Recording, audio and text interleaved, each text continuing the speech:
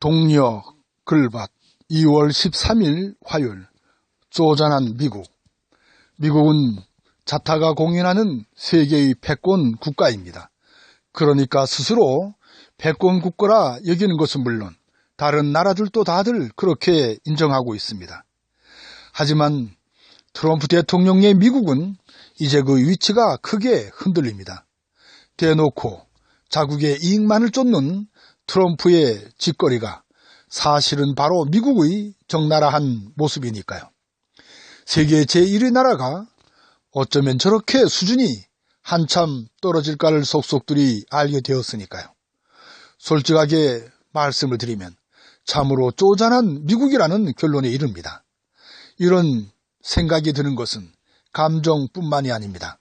미국의 실체를 알면 알수록 쪼잔한 미국임을 거듭 확인하게 됩니다.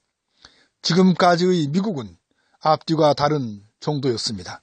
겉으로는 세계 평화를 유하는 채 하면서 속으로는 제 나라의 욕심을 채우는 일에 목을 맸었지요. 이 세계의 온갖 갈등, 폭력, 전쟁에 깊숙이 개입하여 무기를 팔아먹는 정도의 미국이었으니까요. 미국이 내세우는 한반도의 비핵화, 한반도의 평화도 이 틀에서 크게 벗어나지 않으니까요.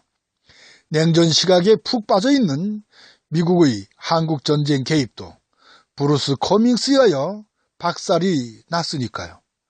미국의 엄청난 전략 실패는 지금도 계속 중이라고 여겨집니다.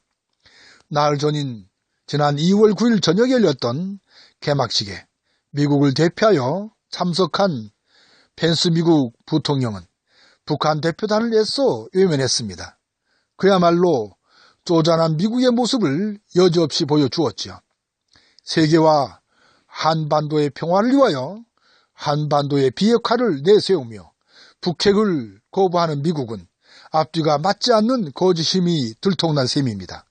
만나 서로의 생각을 털어놓고 문제를 풀어나가는 기본 자세도 의지도 없는 미국이니까요.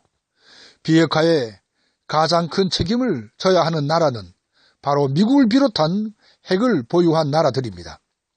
이제 막 핵을 개발한 북한에 대해서만 비핵화를 요구하는 것은 옳지 않을 뿐만이 아니라 가능하지도 않는 비핵화 정책입니다. 이처럼 가능하지도 않는 정책을 내세워 갈등을 부추기고 그 틈새를 이용하여 무기나 팔아먹자는 얕은 수작에 불과한 것이 미국의 비핵화 정책입니다. 이런 미국의 속셈을 이제 우리 백성들은 거의 다 알고 있을 정도에 이르렀죠. 나라의 독립운동이 절실할 때는 임시정부를 이끌었던 백범 김구가 있었습니다.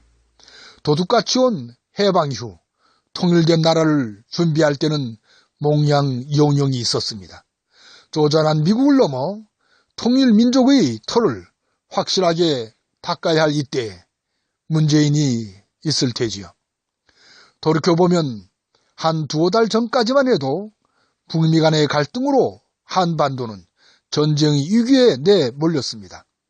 그런 우리가 그 쪼잔한 미국을 끝없이 얼레고 달래야만 할까요? 아무튼 굴밤이라도 쥐어받고 싶은 마음이 간절한 화요일 새벽이네요. 고맙습니다.